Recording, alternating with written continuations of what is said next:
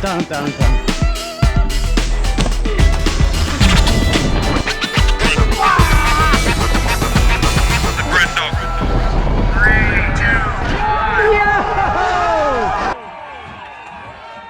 Okay, exciting day. Fox have launched a new Fox 36, and that's it.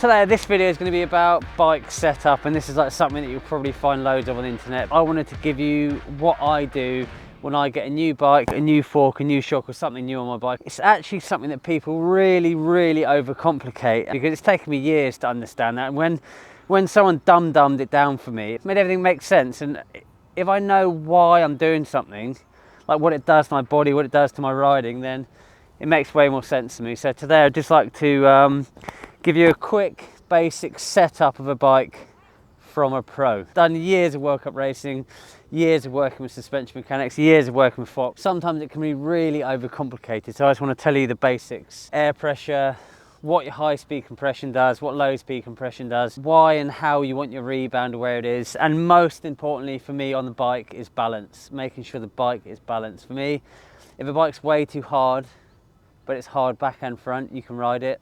Equally, if it's too soft back and front, you can ride it.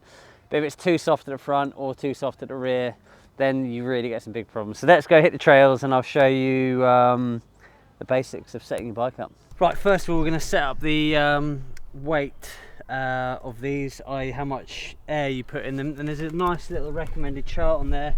So I am 80 kilos, so it recommends between 88 and 99 psi. But what I've been harping on about is like balance of the bike. So it says I should have between 85 and 95, say. I'm going to put 50 in, just to show you like how badly the bike works when your bike isn't balanced. So let's really mess this up. There's 50 psi in there, and we'll have a quick run and I'll show you at the bottom.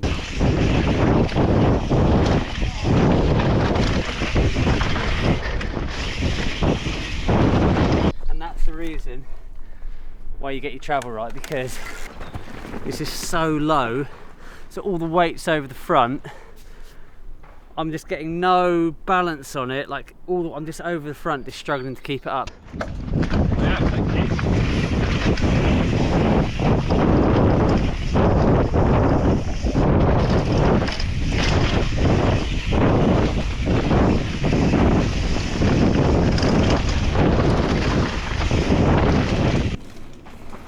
It's like bottoming out your fork isn't necessarily a bad thing. Like if you're not bottoming it out like maybe 2 or 3 times a ride, if you bought a 160 fork, you might as well get 160 minute travel, otherwise you're not getting your money's worth, are you? So bottoming out isn't necessarily bad, but like I did before, having it way too soft is way too bad. It means your bike's all leaning forward, the balance is all wrong. Now we've got like the sort of balance and the sag of the bike, and on the back here, it's easy on this bike because it's got a sag meter, so you can adjust the travel how you want it. So you sit on it, your body weight upright like that.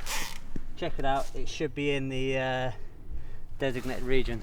So yeah, let's explore what high and low speed compression do now. Okay, so we've got our spring rates pretty bob on, and like I said, you just look at the back of the fork and it gives you a pretty good estimate of where you should be. It gives you a weight and like a high and a low estimate of the pressure. So as long as you're in there, I think you're pretty safe. And then after that, you want to start thinking about the high and low speed compression. This is where it gets slightly more technical, but I'm going to hand you over to Dave Allen, my old World Cup mechanic. Try and keep it simple, but basically, once you've set your spring rate, say for example that's 80 psi, that shouldn't change unless you decide to go on a massive diet or eat loads of cakes, and then your body weight changes. And then if you're then using that fork and you feel it's diving and turns and what have you, then you might want to start looking at your low speed compression. Or if you're going off of big drops and it's bottoming out, don't change your spring rate. You then want to start looking at high speed compression settings or volume spaces to make that fork more progressive. But the crucial part of this is lots of people will then pump their fork up and then you lose your small bump sensitivity. Because once you've set your spring rate, it's then tuning your fork with volume spaces or your low and high speed compression to get that working for you. Low speed compression, it'd be, imagine a big long jump where like you're in a lip for a long time, or a big long berm where you weighted the bike for a long period of time, so it's you weighting the fork is low speed. And then high speed is bumps coming at you. You're going along a straight line and you've got rocks or roots coming up at you, and that's controlling your high speed compression. So like what Dave said, if you're feeling like you're going through a fast, long, bumpy section and you're bottoming out too much, adjust your high speed. Equally, if you're going along around a big long berm or up a big lip and you feel like the bike's just getting gradually deeper and you're losing that balance, you adjust that with your low speed. So on this one, and another quick tip, you always adjust everything from fully positive, which is fully closed, because so when you say like I'm 4 clicks or 5 clicks or 7 clicks, that's always from closed, because the fork is always the same when it's completely shut. All the way positive, say 5 clicks on low speed, you'd go all the way positive and 5 clicks out. So that's how you sort of adjust that. But we've got pressure, and we're heading on to the compression now, so let's have a run and see where we're at.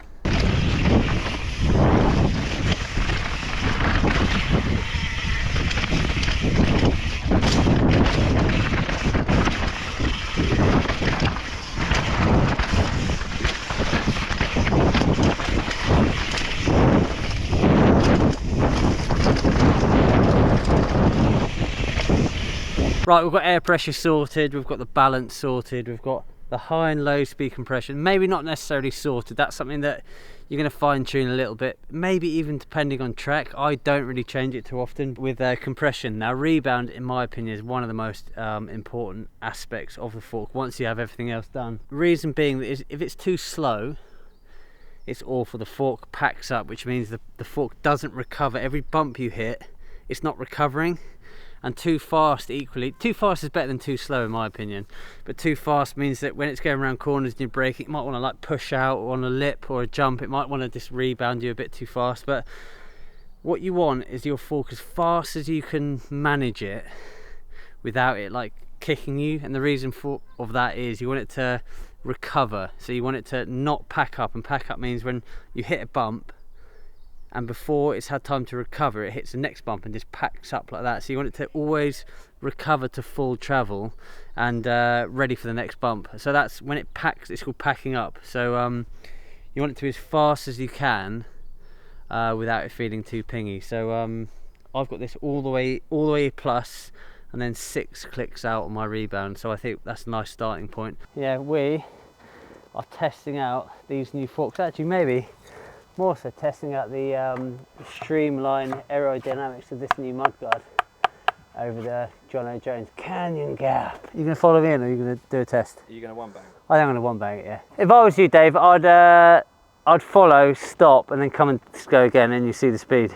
Dropping.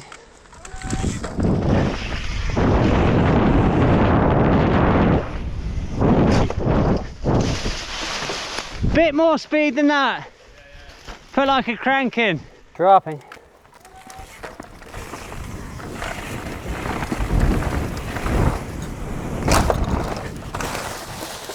Bit more speed than that.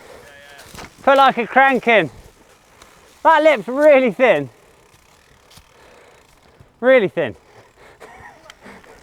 Did you get that? I was way too relaxed.